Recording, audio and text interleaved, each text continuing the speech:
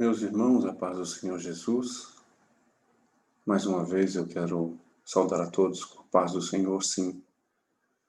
Nós estamos mais uma vez em aula. Nossa proposta nesta oportunidade é falar sobre a doutrina do pecado. Dentro do nosso módulo de Teologia Sistemática 2, é a última disciplina, a última doutrina a ser estudada dentro dessa nossa aula. E nós vamos iniciar essa nossa aula falando a respeito do que é o pecado, a sua origem, de onde, né, nós temos a sustentação bíblica, de quem foram os responsáveis.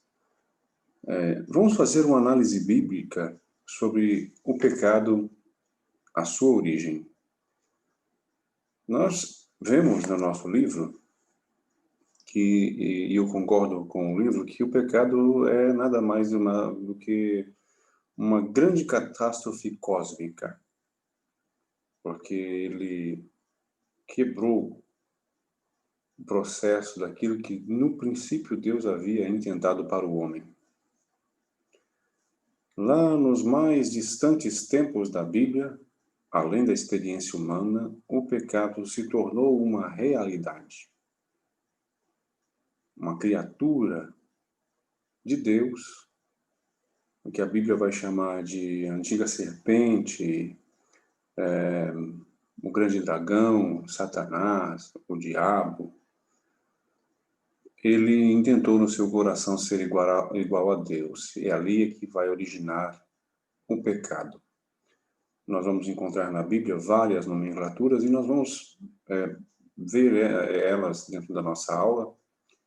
Mas, por enquanto, a nossa proposta é ver o que está no livro e dispor daquilo que nós temos em mãos a respeito desse assunto, do que é o pecado, e passar essas orientações para os irmãos.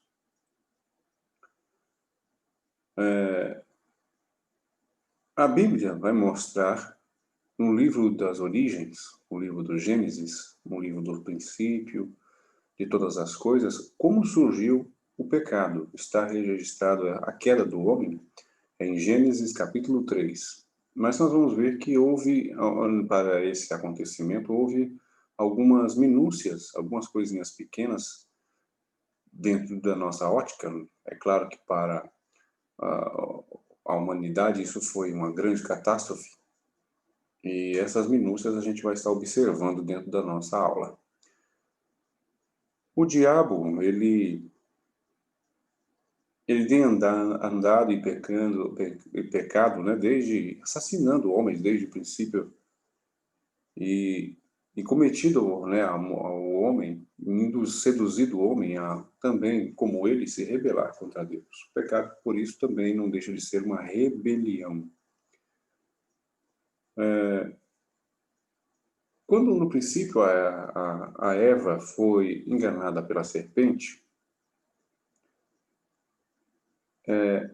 nós podemos observar que o que levou a Eva a participar deste conluio com Satanás foi o que o irmão do Senhor Jesus, o apóstolo Tiago, escreve dizendo que sobre a concupiscência dos olhos, a soberba da vida, a concupiscência da carne, foi isso que fez com que a Eva,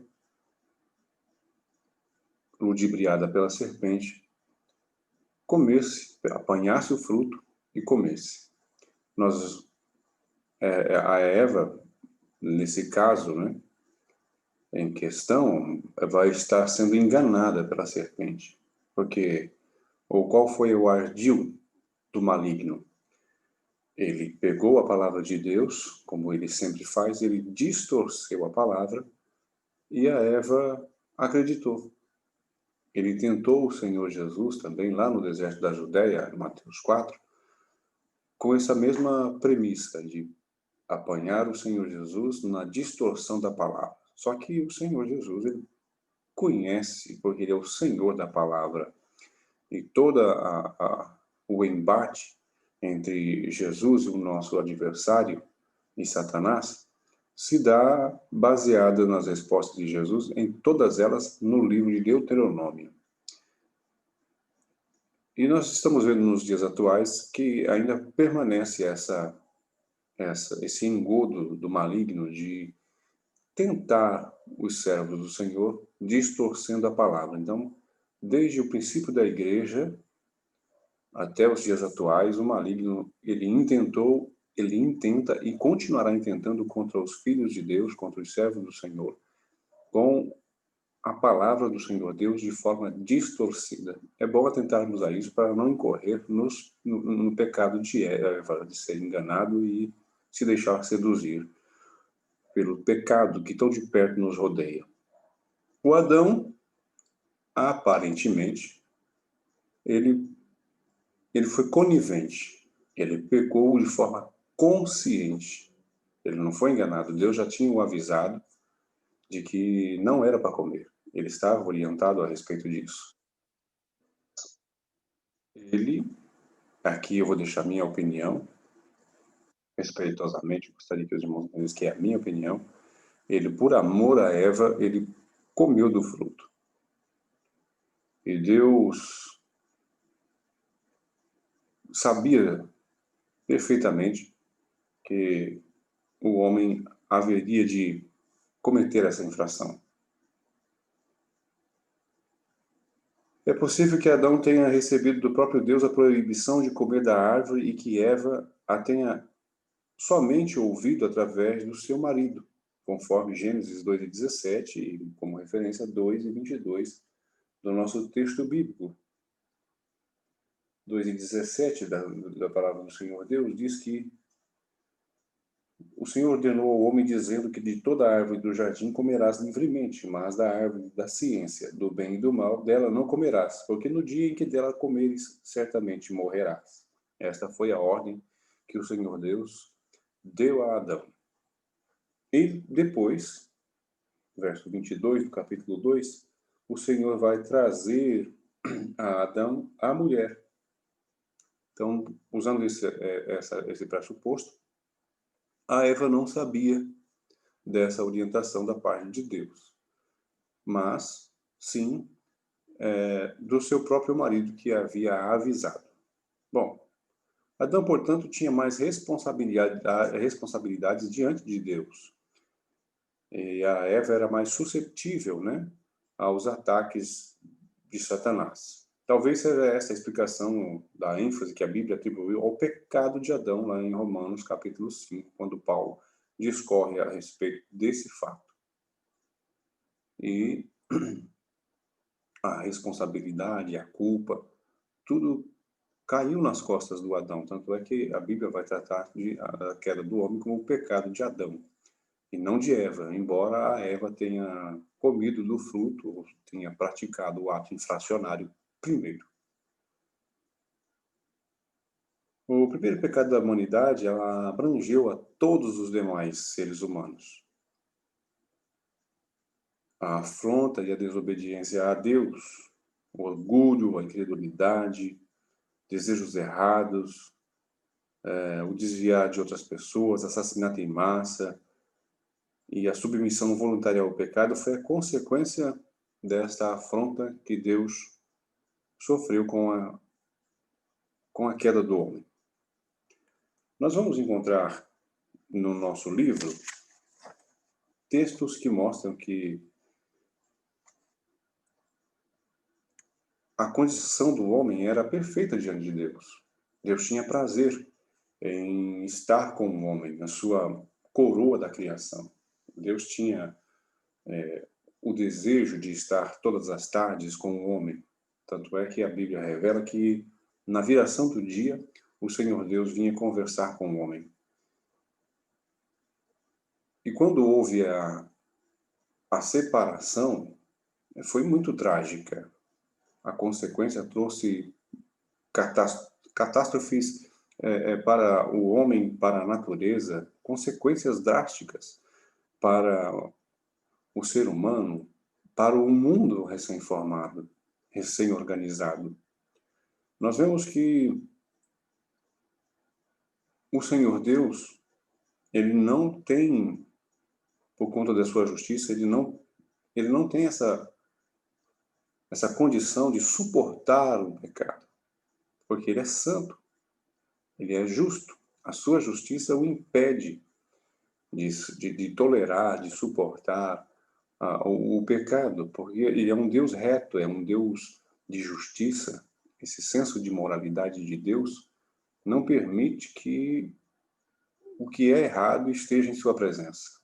Daí a separação, daí o rompimento deste relacionamento entre Deus e o homem. E o pecado, ele vai assumir essa mancha na vida do ser humano. As Escrituras ensinam que o pecado de Adão afetou mais do que a ele próprio. Essa questão é chamada de pecado original, e ela tem três pontos a ser observado, né? 3 perguntas. Até que ponto, por quais meios, e em que base o pecado de Adão é transmitido ao restante da humanidade? Qualquer teoria do pecado original precisa responder essas 3 questões e satisfazer esses critérios bíblicos. Primeiro é solidariedade. Está aí no nosso livro, na página 168, toda a humanidade, em algum sentido, está unida ou vinculada como numa única entidade, a saber, o homem Adão, e por causa dele, todas as pessoas estão fora das bem-aventuranças do Éden, porque o nosso pai, Adão, nosso primeiro pai, Adão, ele pecou, ele transgrediu contra Deus. Romanos 5, capítulos 12 até o 21, e 1 de Coríntios, capítulo 15, os versos 21 e 22. Outra coisa que tornou-se consequência foi a corrupção. A natureza humana foi deteriorada pela queda. Ninguém tem a capacidade de fazer o que é espiritualmente bom sem a ajuda da graça de Deus. E a esta condição nós chamamos corrupção total ou depravação total da natureza. Esse ensino não é exclusivamente dos calvinistas, né? Porque lá na Tulip, os calvinistas tem lá no primeiro né, total de depravação, ou depravação total, que é o primeiro artigo da Tulip, não é exclusivamente dos calvinistas, porque o próprio Armínio, ele dizia que não são todos os seus seguidores, que o livre-arbítrio do homem é em favor daquilo que é verdadeiro. Então nós entendemos que esse texto está incrustado em todo o contexto bíblico, e não dá para discutir ou dissuadir sobre isso, porque tanto um como o outro, eles discordam em alguns pontos sobre predestinação, a condição do homem diante de Deus, mas no que diz respeito ao pecado, o pecado é o princípio de toda a contenda entre arminianos e calvinistas. Muito bem. Nós vamos também observar que o capítulo 19 do nosso Cremos, Assembleia de Deus, fala sobre o pecado e as suas consequências. E como nós estamos fazendo uma parte introdutória daquilo que é a amartiologia, nós, pelo Cremos, professamos e ensinamos que o pecado é a transgressão da lei de Deus.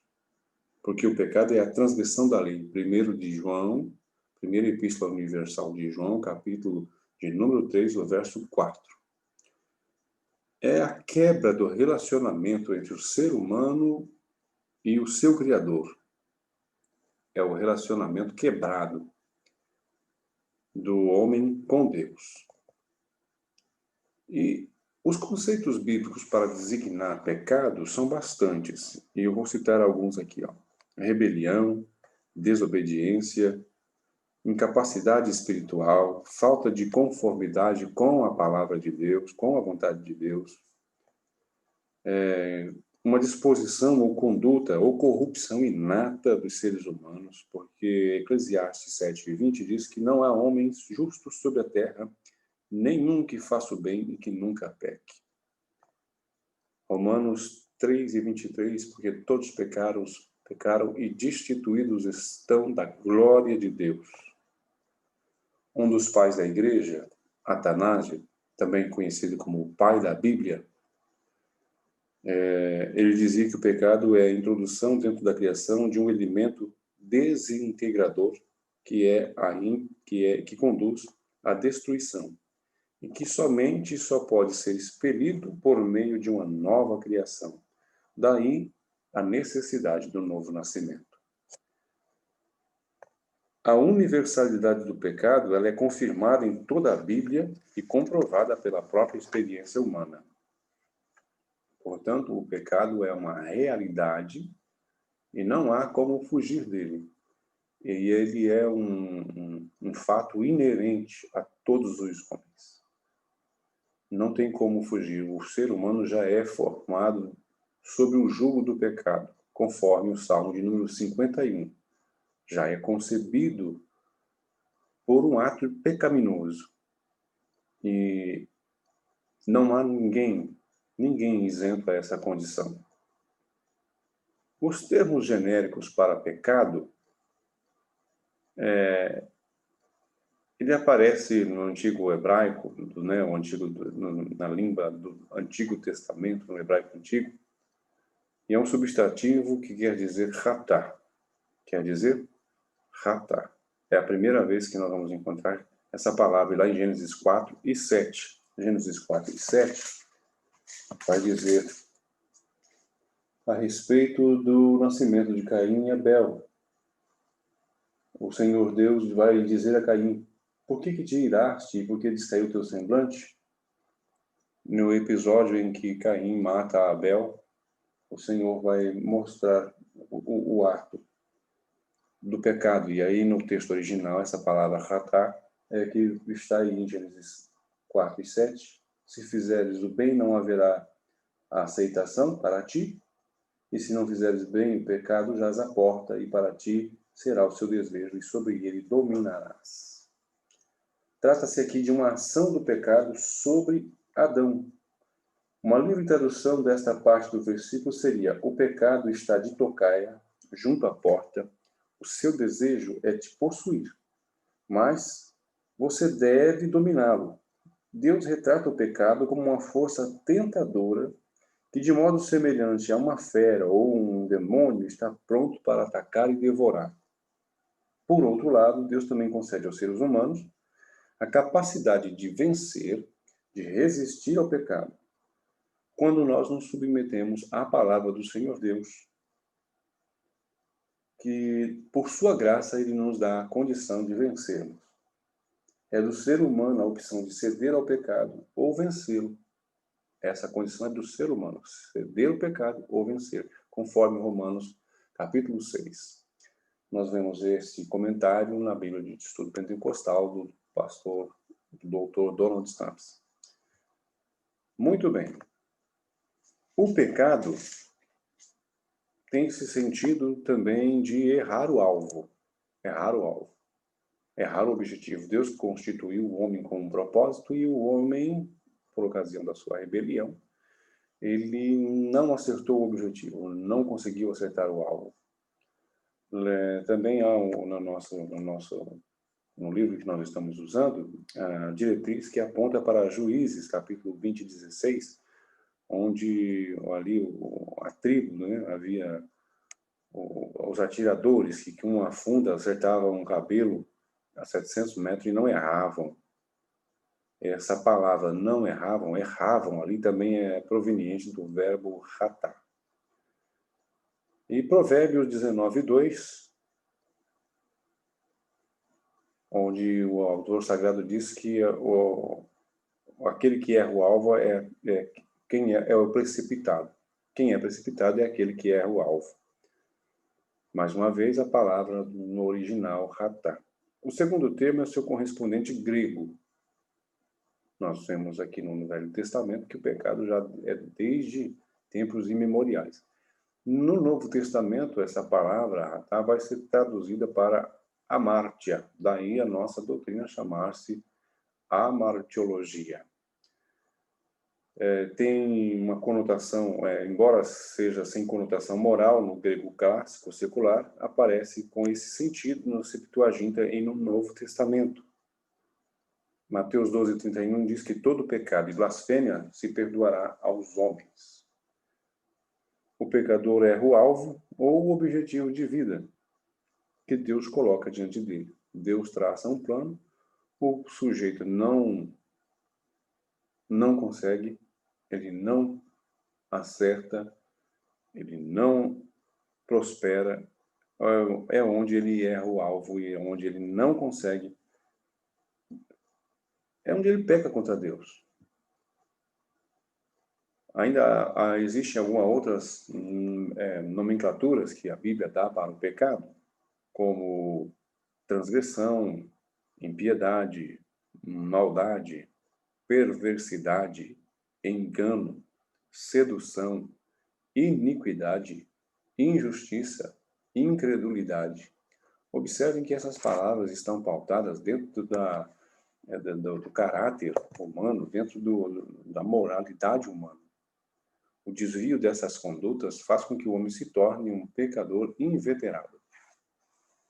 Qual é a origem do pecado?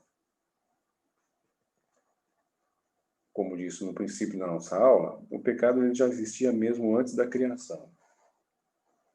Antes mesmo de Adão e Eva, antes que o mundo existisse, o pecado já existia. Ele se originou, ele teve a sua origem, o seu princípio, o seu início, no coração de um querubim ungido, que juntamente com um grupo de anjos, ele se rebelou contra Deus. E essa rebelião se deu nas alturas celestiais. Deus, quando viu isso, ele expulsou esse querubim do céu, e esse querubim ungido, ele se tornou Satanás. A palavra Satanás, no seu original, quer dizer adversário. Ou, como diz o Cremos, inimigo. No texto original do Antigo Testamento, no hebraico, é Satan. Satan. A palavra para o adversário é Satan. De onde vem a palavra Satã, Satanás. No grego, no Novo Testamento, é diabo. Do texto, na palavra original, diabolos, que quer dizer tentador. Conforme nós vamos encontrar este texto, lá em Ezequiel 14, ali o autor sagrado, ele faz um paralelismo entre o rei de Tiro e essa analogia que ele faz é que nós entendemos que ele está falando também a respeito de Satanás. Ou melhor dizendo, não é 14, é 28. Ezequiel 28. Eu me recordo daquele de Isaías, no capítulo 14, ele fala alguma coisa a respeito desse querubim ungido.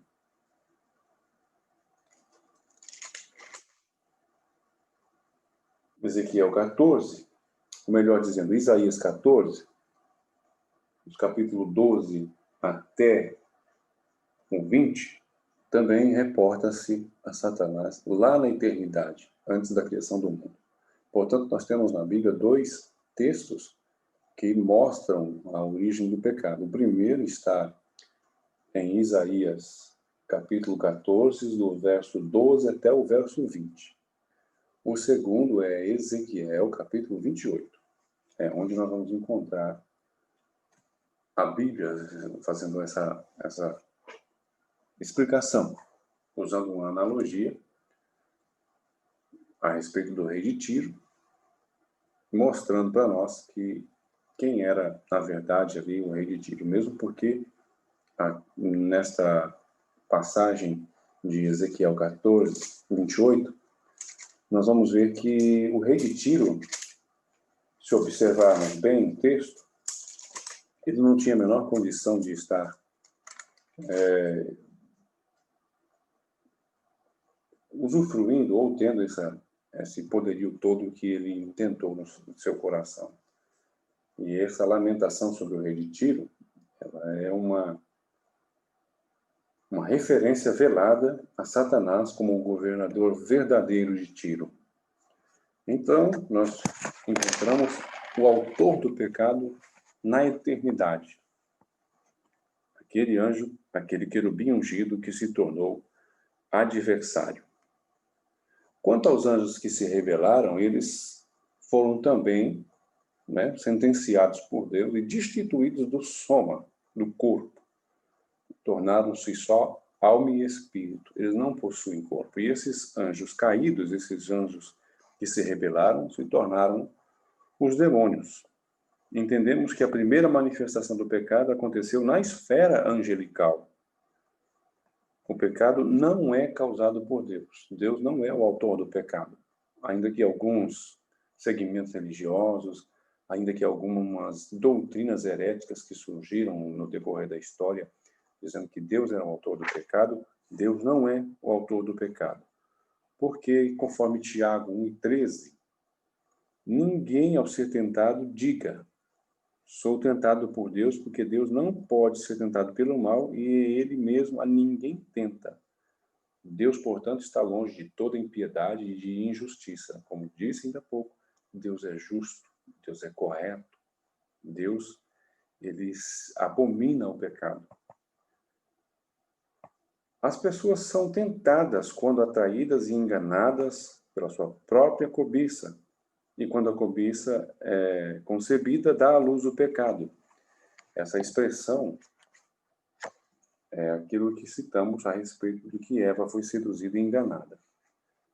É uma indução externa que vai mexer no mais profundo dos desejos da carne, aquelas coisas que são proibidas por Deus. Esse episódio, nós vamos ver Tiago, capítulo 1, versos 14 e 15, o livro, a carta do irmão do Senhor. O apóstolo Paulo, quando ele está escrevendo a sua carta aos Romanos, e ele vai fazer uma ode ao grande amor de Deus, ele vai exaltar a majestade do Senhor, falando a respeito daquilo que poderia, porventura, nos separar do amor de Deus. Ele isenta ali, como disse numa aula anterior, a pessoa do eu. E quando Deus entrega um homem, um ser humano, uma pessoa a si próprio, ele é entregue a Satanás. Paulo entregou Alexandre, o atoeiro, para Satanás. E nós não sabemos o seu fim, mas certamente foi algo tenebroso. A queda do homem é uma expressão teológica para designar o momento em que o pecado entrou no mundo por meio do primeiro casal, o Adão e a Eva. Romanos 5:12 diz que pelo que como por um homem entrou o pecado no mundo. Essa é a expressão que o apóstolo Paulo usa no capítulo 12 de Romanos. Capítulo 5, verso 12 de Romanos. Os dois, tanto homem e mulher, foram criados em total inocência e não conheciam o mal antes de desobedecerem a Deus. Foi dado a ordem ao Adão para não comer do fruto, conforme nós lemos em Gênesis 2:17. Eles, contudo, poderiam comer livremente de todas as árvores do jardim, de toda árvore do jardim. Observe que a palavra aqui está no singular, toda a árvore do jardim. O casal, consequentemente, ele desobedeceu a Deus, porque a serpente induziu Eva a comer, e ela, entrando em cena, enganou a Eva, e foi assim que a humanidade conheceu e experimentou o mal. E aí a consequência é que o Senhor Deus, ele tirou a árvore da vida, que também estava no jardim. Isso está em Gênesis 3:22. E disse o Senhor Deus: eis que o homem é como um de nós, sabendo o bem e o mal. Ora, para que não estenda sua mão e tome também da árvore da vida e coma e viva eternamente. E aqui nós temos um conflito tanto em Gênesis 2:17 como Gênesis 3:22, um conflito teológico. Há um grupo de teólogos que crê que o homem, o Adão e a Eva, antes do pecado, comiam da árvore da vida. E já há um outro grupo que pensa que não comia, porque se tivessem comido do fruto da árvore da vida, eles viveriam até hoje, por conta do versículo 3:22. Porque se tivessem comido, eles viveriam eternamente. Nós não vamos entrar nessa questão se ele comeu ou se não comia, porque não é o foco da nossa aula. Cada um tire suas próprias conclusões. Pecado original. O que é o pecado original? Também está aí no nosso livro, que é na página 169, a pecaminosidade de nós todos. Somos merecedores de castigo. Há de se entender que o Adão ele não foi criado sob a condição de impecabilidade. Não foi criado impecável, nem pecaminoso. Mas sim foi criado perfeito. Deus fez o homem reto, mas ele buscou muitas invenções, Eclesiastes 7:29. Deus dotou o Adam, de livre-arbítrio, com o qual ele era capaz de entender, de obedecer, de atentar para Deus, de observar aquilo que Deus lhe orientava. E Adão escolheu desobedecer a Deus. Por conseguinte, a sua queda arruinou toda a humanidade. Distanciou o homem de Deus. Conforme Romanos 3:23, porque todos pecaram e destituídos estão da graça de Deus. A iniquidade de Adão, a qual nós chamamos de pecado original, contaminou toda a raça humana. Em consequência disso, a humanidade se tornou universalmente degenerada. Todos os descendentes de Adão nascem sob o jugo do pecado, nascem já em pecado. Já há um nascimento de modo de transgressão. Deus, entretanto, promete o Redentor lá no Jardim do Éden, ainda quando anuncia, ali no proto-evangelho, Gênesis 3:15, que da semente da mulher haveria de nascer um que esmagaria a cabeça da serpente. E apesar de corrompida pelo pecado, a natureza humana pode ser eficazmente regenerada através de Cristo. 2 Coríntios 5:17 diz que se alguém está em Cristo, nova criatura é. As coisas velhas já passaram, e eis que tudo se fez novo. Efésios 2:10, porque somos feituras suas, criados em Cristo Jesus para as boas obras, as quais Deus preparou para que andássemos nela. E que o nosso corpo ele pode ser templo do Espírito Santo por ocasião da salvação, por ocasião da aceitação. Entendemos que a desobediência do homem trouxe consequências. Quando o homem pecou, automaticamente o senso de culpa, o senso de coisa errada já incorreu no Adão. Tanto é que ele buscou esconder as suas vergonhas. Ele foi lá, costurou, né? Vamos usar o termo mais coloquial. Ele costurou, não me pergunte com que agulha ou linha, mas ele trançou lá folhas de uma árvore para esconder as suas vergonhas. Quando Deus aparece no cenário, Deus pergunta: quem foi que te mostrou que você estava nu? E o homem não dá respostas. Quando Deus inquire o homem não tem argumentos, não tem palavras para expressar. O homem não consegue argumentar contra Deus. Dentro deste trimestre que nós estamos estudando a respeito de Jó, na Escola Bíblica Dominical, Jó faz um monte de afirmações, palavras, amaldiçoa o dia que nasce, ele faz algumas imprecações, algumas questões, questionamentos contra Deus. E quando Deus aparece para ele e começa a conversar com Jó, Jó se sente, né, diminuto, porque Deus vai perguntar para ele algumas questões e ele fica calado, não consegue responder. Observem que quando Deus faz os seus questionamentos com o homem emudece. E dentro dessa condição, quando o homem pecou, foi preciso que o próprio Deus sacrificasse uma vítima inocente para cobrir a vergonha do homem. E é onde Deus diz que sem derramamento de sangue não há remissão. Isso está registrado na palavra de Deus, Gênesis, capítulo de número 3, que é o capítulo da queda. E depois que o Senhor Deus vai imprecar sobre o homem a condição,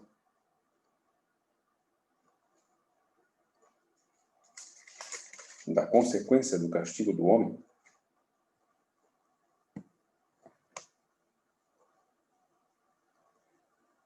deixa eu ver aqui onde é que está esse versículo.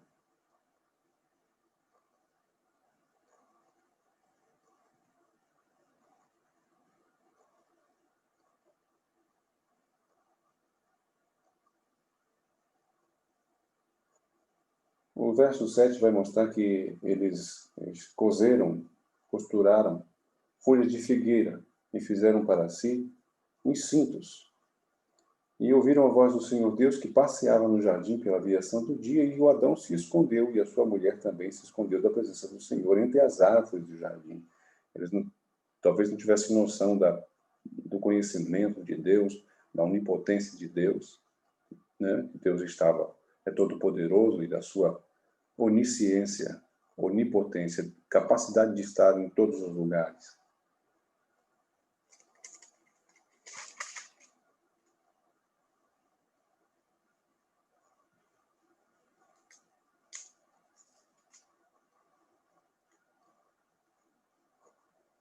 Enfim, esse texto bíblico, eu gostaria de mencionar aos irmãos, mas eu não estou encontrando aqui.